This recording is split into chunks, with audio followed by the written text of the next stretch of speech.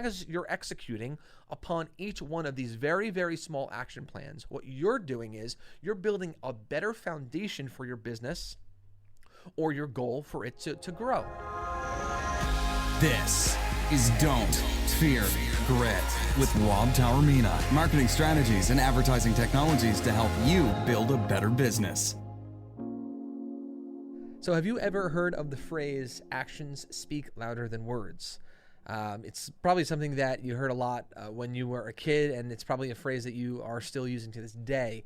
The origin is a little bit iffy, but in most cases it dates back to the 17th century, and it was definitely made famous by a few speeches done by Abraham Lincoln right around, I think it was like 56, right around that time. I'm looking to Craig, by the way, my producer. Like, can you confirm this for me?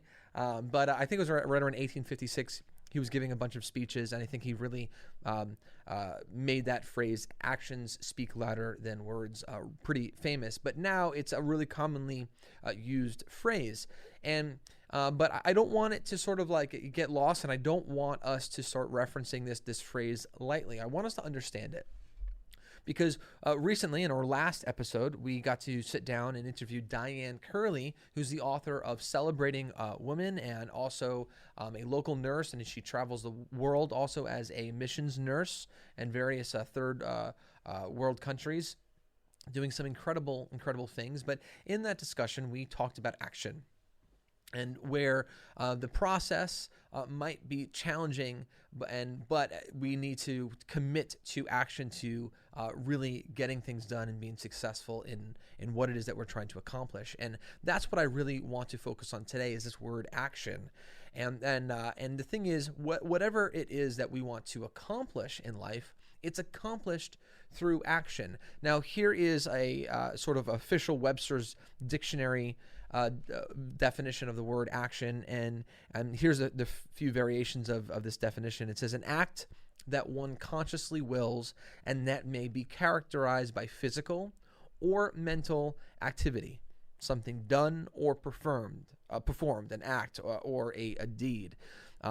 Energetic activity. So this word action requires something, whether it be in our mental capacity or physical capacity, doing something in order to complete a task, because tasks don't get done by themselves. We can't just sort of like will it and things naturally get finished. So in life, in business, we need to commit to action. And there's actually very specific systems that have been put in place when it comes to action items, creating an action plan in business. During leadership trainings, people will be taught on creating action plans. So all of this is actually intentional on a very high level. Upper management, ownership, entrepreneurs, people are doing this and being very intentional about it because they want an intentional result. So because success is not an accident, I think we can all agree on that statement by now. Since it's not an accident, that means we need to be intentional, and we need to be intentional with our plan and then executing that plan via action. So there's a few recommendations when it comes to creating action plans, and I'm going to actually reference my notes here for you guys on some sample action plans.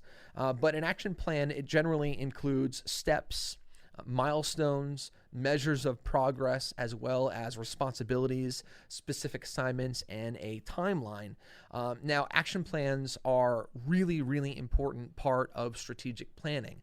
But one thing that I want to recommend is when you're creating an action plan is to not be general, be very specific, and also narrow it down. Like, think about math and the lowest common denominator. What you want to do when creating an action plan is you want to be realistic about it and create action plans that are attainable, that then lead to the next plan. It's a stepping stone, right? So each completion of an action plan is a stepping stone to a new action plan. So by doing it this way, by formulating your action plan in such a way, is you're going to help with self-confidence. You're going to reduce the amount of discouragement, which ultimately is going to position you better for potential success. And that's ultimately what we want for you guys. So whatever it is that you're doing in life, right now, I'd like you guys sort of think of that role that you have. If you own a business, think about the business that you own. If you are a business professional, you're working for someone else, but think about your role and things that are necessary in order for you to level up. If you have this idea for a brand new company, think about this company right now. But I want you to think about it in terms of very small action plans. So instead of saying my action plan is I own this company, and right now the company's only doing $150,000, and I want it to do $100 million a year. Let's create an action plan. No, let's get to the lowest common denominator, in sort of speaking, and let's sort of like work. Okay, eventually that's a great goal. The $100 million business is a wonderful long-term goal, but you're doing $150,000 now.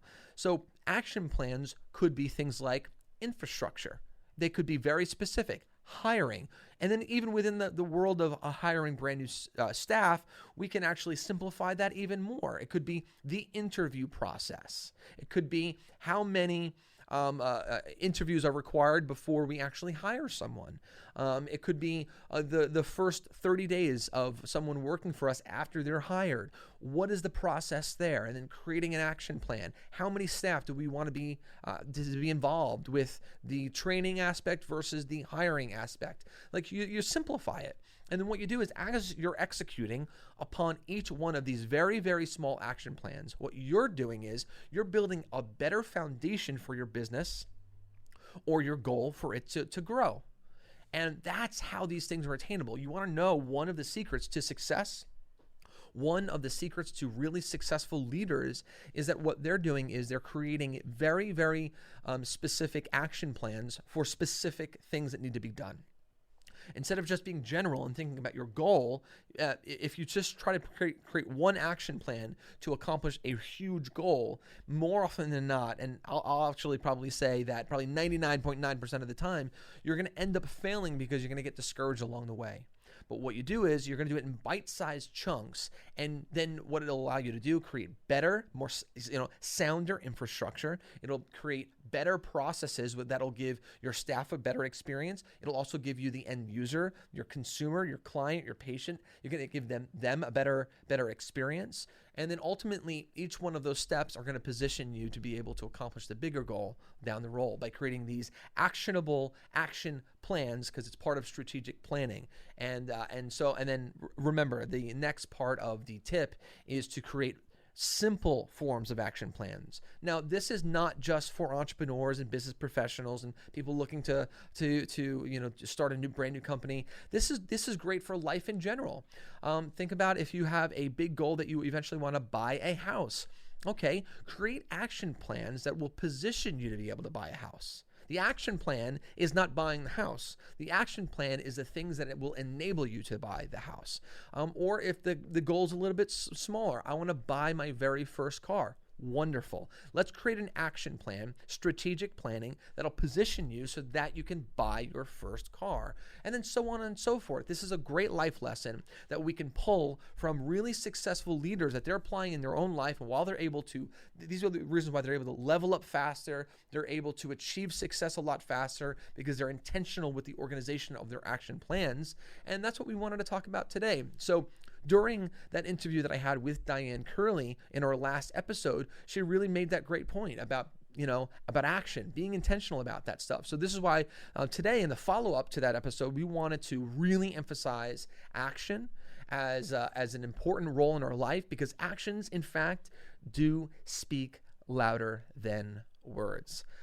Guys, thanks for tuning into this episode. If you missed, though, the episode that this is referencing, it's literally right before this. It's with Diane Curley, the author of Celebrating Women. So you can check that out as well.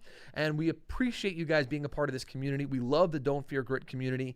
It is a growing podcast community. It's a growing social media community. We really want to empower a lot of people and inspire them to take action themselves, to take ownership.